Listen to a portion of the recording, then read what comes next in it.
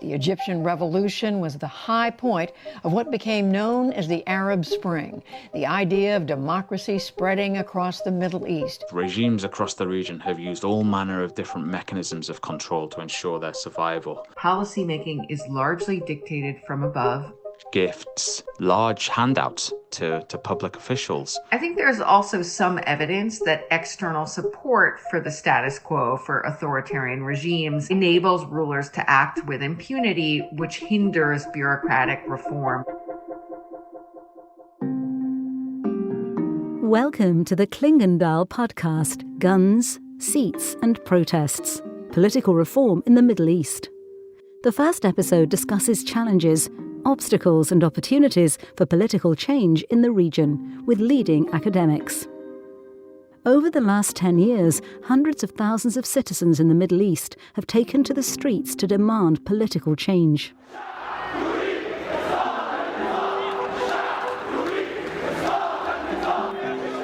A popular slogan was, "The people want the end of the regime," which summarizes their demands well.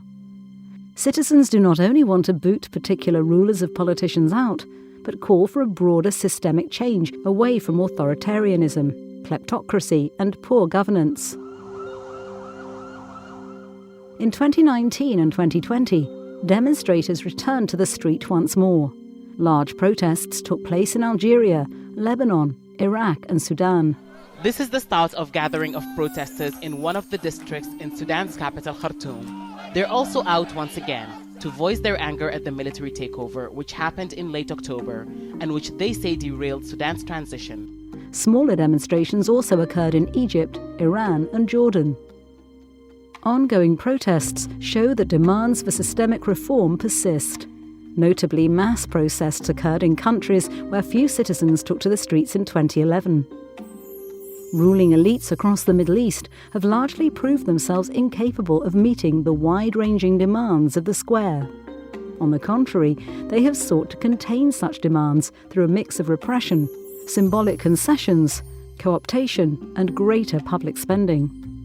For example, the Iraqi government provided greater public sector employment and benefits to Iraq's youth over the last years in a bid to dampen protests, while the Iranian government violently repressed protest against an increase in fuel prices, among other issues, in November 2019.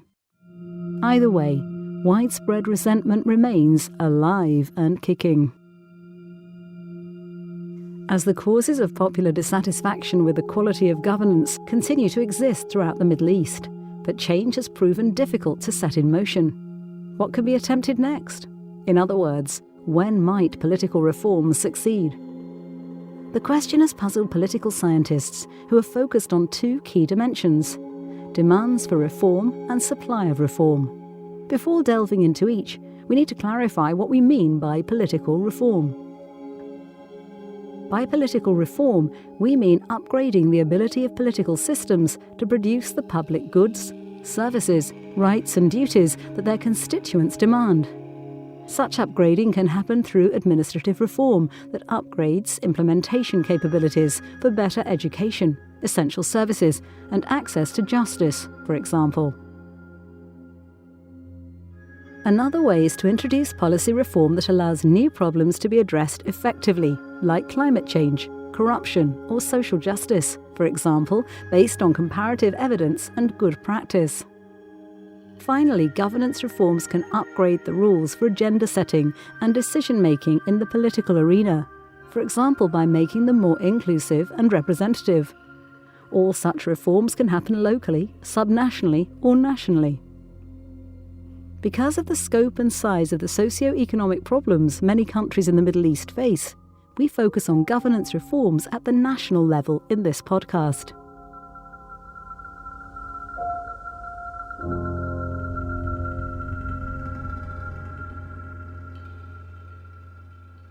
For political change to become possible, it requires social mobilization.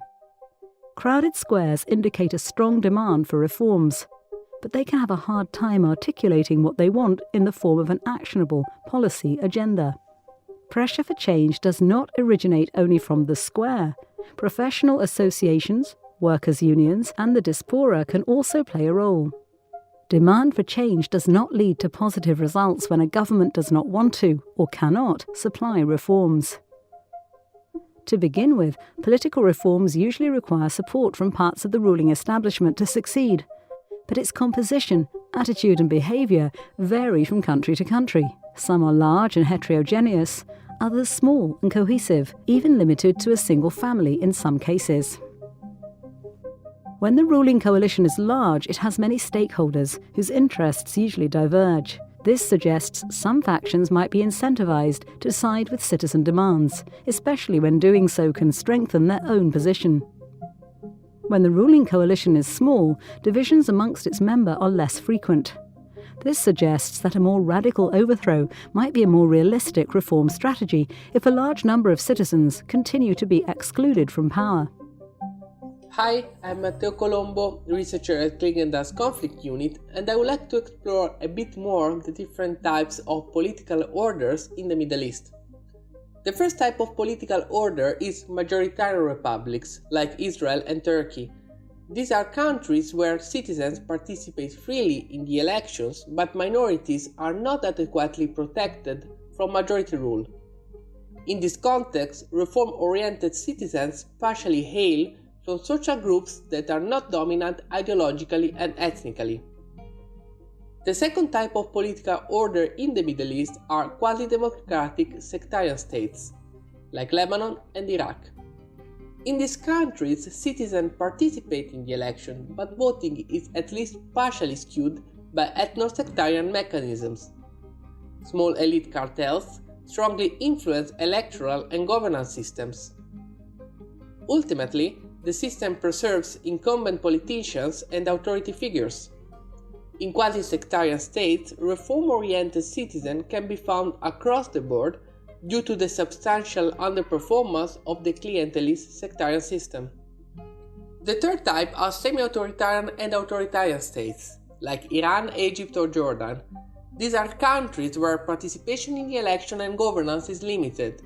Political authority resides in bodies or persons whose legitimacy derives from military, religious, hereditary, or revolutionary sources.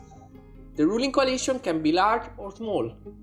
In these countries, ordinary people are essentially second-class citizens. They often voice demand for reforms, while the ruling elite tend to oppose change. The fourth type of political order in the Middle East are rentier monarchies. Bahrain, Kuwait, Oman, Qatar, Saudi Arabia, and United Arab Emirates fall into this category. In these countries, political power lies with a small ruling family that commands significant hydrocarbon rents.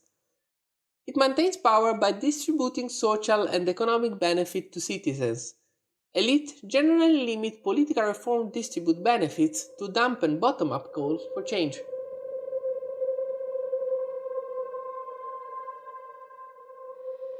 Drawing on these categorizations, one can investigate which strategies ruling elites pursue when faced with demands for political reforms. We asked Simon Mabon, Professor of International Politics at Lancaster University. Since the Arab Uprisings of 2011, regimes across the Middle East have been particularly concerned with ensuring their survival in the face of all manner of different challenges to their rule. This includes pro-democracy protests, in some cases challenges from Islamist movements such as the Muslim Brotherhood, Daesh, Al-Qaeda in the Arabian Peninsula, Salafi movements, and broader reimagining of regional politics driven by perceived Iranian efforts to challenge the status quo of regional affairs. In the face of what was seen to be precarious politics, regimes across the region have used all manner of different mechanisms of control to ensure their survival. This ranges from the deployment of rent and the reimagining of social contracts to include financial largesse, gifts, tax rebates, the deployment of huge amounts of money for public goods and services, public housing, in some cases large handouts to public officials across the Gulf states in particular. So rentier states, rentier monarchies have been able to use their financial largesse as a means of ensuring their survival, supporting getting their support from key constituencies and ensuring that they maintain this survival. Of course, in other states that don't necessarily have this economic largesse, it's been slightly more challenging, and different strategies of control have been used as a means of ensuring survival. In these cases, the biopolitical machineries of sovereign power have been used to their fullest as a means of ensuring survival. So, for instance, legal mechanisms have been deployed, states of emergency have been declared that will allow regimes to limit freedom of speech, curtail the activities of civil society, and to, in some cases, strip individuals deemed challenging to the status quo of their citizenship. In Bahrain, for instance, almost 1,000 people were deprived of their citizenship, had their citizenship revoked between the years of 2011 and 2019. This was done in a mechanism to ensure the survival of the ruling Al-Khalifa. Of course, elsewhere, the manipulation of societal divisions was used as a means of creating a divide and rule strategy, of dividing the protests. In Bahrain and elsewhere, processes of sectarianization were used by rulers seeking to divide pro-democracy protests and creating this narrative of particular constituencies being manipulated by outside others or violent Islamist groups, for example. This process of divide and rule was central in preventing the widespread emergence of popular protests across a number of states, such as Bahrain and Syria and elsewhere. So there's lots of different mechanisms that have been used, dependent on the context, dependent on the nature of political organization in these states, and contingent on the financial resources of regimes, the claims to legitimacy and the strength of those claims that they're able to make, and a number of other factors. In addition to ruling elite attitudes towards reform, bureaucratic preferences are also an important factor in shaping the supply of reform. Bureaucracies can boycott reform by getting in the way or supporting it. In some countries, bureaucracies can be too weak to implement policies effectively. To better understand the role of the national bureaucracies in reform process, we asked Melanie Kammert, director of the Weatherhead Center for International Affairs of Harvard University, to tell us more. What is the relationship between the bureaucracy and the ruling elite in the Middle East?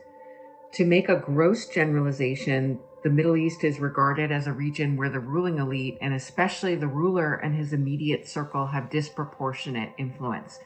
Policymaking is largely dictated from above, and increasingly in many countries works to benefit the ruler's family and his cronies. I should note that I use the pronoun his because there's virtually no gender variation in top-level political leadership across the Middle East. Even when policies emanate from legislatures, whose representatives in some contexts may be elected in relatively free elections, often these elections are marred by clientelism and patronage, but are relatively free in a pure electoral sense. Even in those contexts, those policies are not necessarily implemented in impartial ways, resulting in a situation in which the rule of law is not widely respected across the region. In a related point, bureaucracies are not often regarded as quote-unquote capable or particularly influential in the regulation and implementation of policies, which are by and large not executed, again, in impartial ways. Instead, the stereotype of bureaucracies in the Middle East is that they are weak, ineffective, and overridden with corruption. Public opinion data supports this interpretation overall by showing that citizens, by and large, have little trust in government institutions, including in bureaucracies. Obviously, these points are sweeping generalizations, and there's variation across the countries in the Middle East, and that's interesting in and of itself to look at. But in many national contexts in the region, citizens require connections or wasta to get something done and even to access their basic entitlements of citizenship. I also want to make a point that formal measures of the rule of law and government effectiveness, again, vary across the region. And you we'll see that the wealthy Gulf monarchies tend to have much better scores, tend to have higher measures of rule of law and bureaucratic effectiveness. But in general, in the context of the Middle East, when is it possible for bureaucrats to initiate effective reforms? Well, if we're talking about a gradual process, then it's not going to happen if politicians feel threatened. So if reform is occurring through a gradual process, and we're not talking about a revolutionary break in the system, then any kinds of reform that are initiated have to be incremental and non-threatening to politicians' status quo. I think there's also some evidence that external support for the status quo for authoritarian regimes enables rulers to act with impunity, which hinders bureaucratic reform, which hinders efforts by reform-minded civil servants and even non-state actors like civil society groups to really push for meaningful change. I have a working paper out with a colleague now that looks at the role of external support, including concessional loans, in maintaining authoritarian regimes inadvertently in the Middle East. Is it possible for international financial institutions and other external actors to push for reform? Yes and no. These institutions are certainly pushing anti-corruption agendas, but it remains to be seen whether they can really affect change. Without real domestic alternatives, incumbent elites are managing to hold on to power, and it's going to be very hard to exert this leverage externally.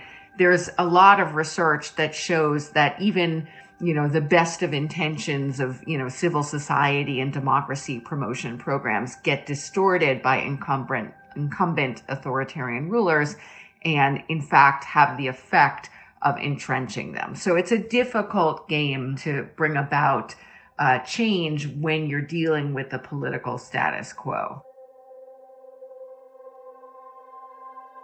Finally, regional powers also play a role. Since geopolitical competition is intense across the region and authoritarian governments common, reforms in one country may be seen as a threat to the power structure in other countries and trigger intervention. Take, for example, the Saudi intervention in Bahrain in 2011 or Iran in Syria in the same year. So what can be done to support political reform in the Middle East? While demands for reforms have to be driven by a mix of a country's citizens and political elites, international actors can help remove obstacles against political change in several ways. First, international aid can play a role in nudging the decisions of authoritarian regimes by making it conditional on the passage of reforms. Another way is stimulating reform through more for more offers. Both ways are unlikely to promote governance reform, but may help bring administrative or policy reforms about, mainly where these do not run against the vested interests of ruling elites. Second, international sanctions can message ruling elites that their response to protest is not appropriate if and when such responses violate human rights or other international commitments. Sanctions can be soft or hard. For example, an IMF refusal of a loan can serve as a sanction in international capital markets, impacting a country's ability to borrow. Also, soft boycotts and ostracism from international meetings and fora can signal disapproval. But tougher measures may at times require consideration, such as asset freezes, limiting mobility, or prohibiting forms of economic activity of ruling elite members. Third, international organizations or other countries can discreetly support reform-oriented groups or elites through programs to stimulate civic awareness, human rights defense, and press freedom. That's it for today. We hope you have enjoyed our discussion of dimensions and factors that will influence the supply of and demand for political reform in the Middle East.